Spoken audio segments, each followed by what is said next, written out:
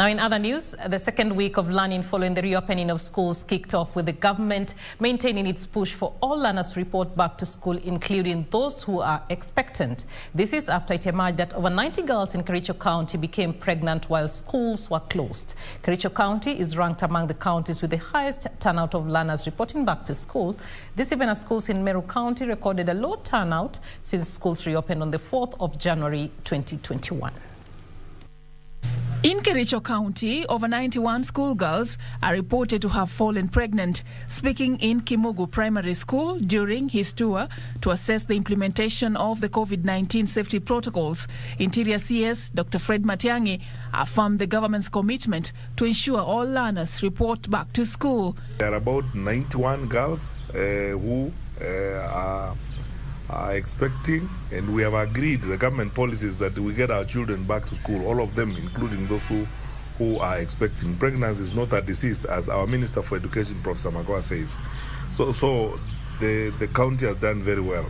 It was a similar situation in Meru County. Speaking at Lodokejek Primary in Meru Central Sub-County, Water and Sanitation Principal Secretary Joseph Irungu noted that most learners in early childhood development centers, primary and secondary schools have already reported back to school.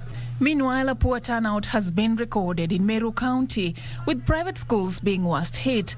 Principal Secretary in the Ministry of Public Service, Mary Kemonye, who was in KK in Kengenchia Primary School in Tigania West Sub-County, attributed this to the fact that many parents in private schools may have opted to transfer their children.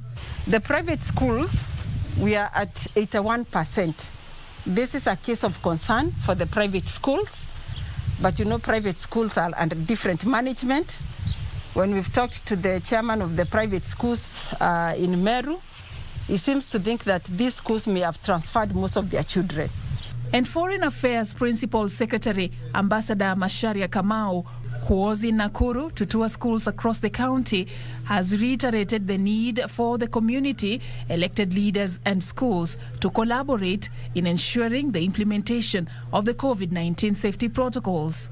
This idea that government will solve all problems is a very old idea, and it works nowhere in the world, and it will not work here either in Kenya.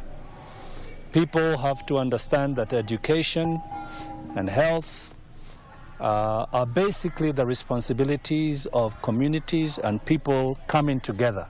Finally, Ugunja Member of Parliament Opiyo Wandayi has challenged the government to come up with an official policy guideline on the payment of school fees in learning institutions in the wake of the resumption of physical learning in schools across the country. The MP argues that the current arrangement, where everything has been left at the whims of the school heads, will present a challenge when schools run out of funds for their operations. The government cannot just sit back. That now we have given directive that students are allowed to learn without paying school fees, and then that's nothing. That is the recipe for disaster, in my view.